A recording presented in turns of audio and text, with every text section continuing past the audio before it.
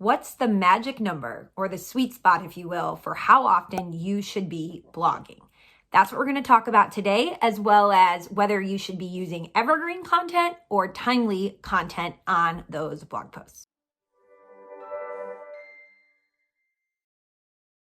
I'm Samantha Russell, Chief Evangelist at FMG Suite and 20 over 10, and let's jump right in. So this is a great question and one we get asked a lot.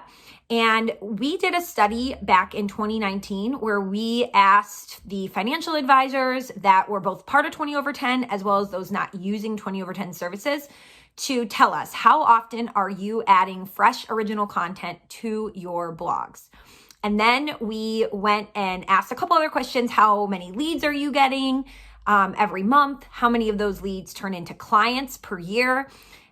We asked them questions about their current website, all kinds of things. And then we went and looked at all of the respondents' websites. So we had about 260 people participate in this study. And what we found is those who ended up saying that they get 6 to 10, that was one category, or 11 or more new clients from digital marketing every year, not new prospects, but new clients, were blogging at least 2 times per month. And that's really consistent with a lot of other research and data, which shows that you don't need to necessarily be blogging every day or even every week. It's important to be consistent, and at least 2 times a month is that minimum threshold where if you do it and you have quality over quantity, you'll be in a good spot. And especially in this industry where there's not as many people creating original content, doing it at least twice a month will give you a leg up. Now, let's talk about what that content should look like. A lot of research and marketing expertise shows that Google likes pieces that are more in-depth. And so you want your piece to be at least 1,800 words if possible. The more granular you can get on a subject instead of being broad, the more likely you are to have higher search engine results, because there's so much content on the internet. So your piece should really be specific and hone in on a really granular subject.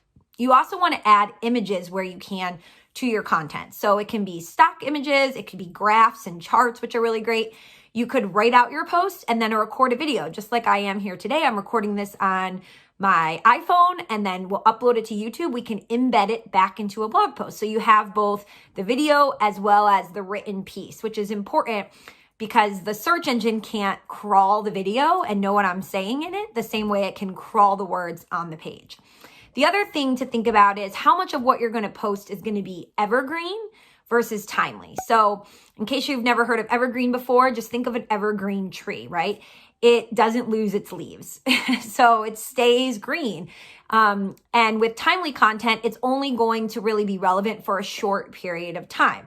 Now, what I suggest doing is really having a good mix. So you might have more evergreen pieces about, again, that need to be still specific to your niche. So you don't want just something like the difference between a Roth and a traditional RIA, but maybe how could that be specific to your niche audience? So you really still want to get, even with your evergreen pieces, specific to your audience, right? So maybe if you're talking about the biggest mistakes you often see people making, if you work with young physicians and people just starting their residency, you could say the top budgeting mistakes I see the young physicians and medical residents we work with make, right? So it's still evergreen. Those mistakes are probably going to be the same after a year, 2 years, or 3 years of you writing that blog post, but it's still very specific and granular for one audience. Now with timely content, what COVID has shown us is that people are at home and they're looking to connect with other people more than ever. And so the way that we're doing that often is on social media, and we're consuming a lot of timely content. We also have a lot of questions because our environment is changing in what feels like a day-to-day basis. And so we're online more than ever, and we're researching things and looking for information more than ever. And timely content has just taken off.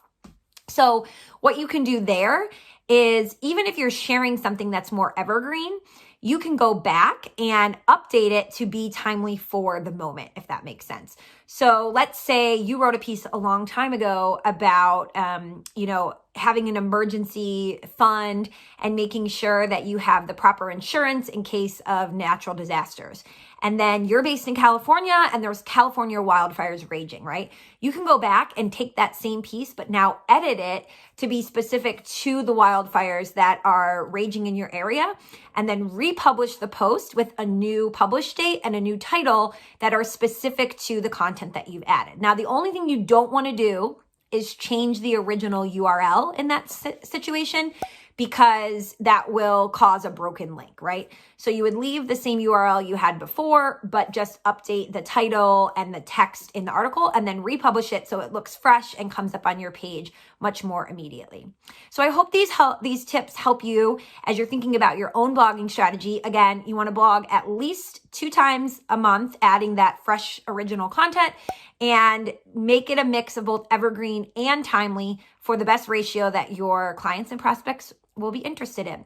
If you found this video helpful, make sure you give us a thumbs up and maybe tell us below, what is your biggest question about blogging that you would love help with, and we'll be happy to answer in the comments.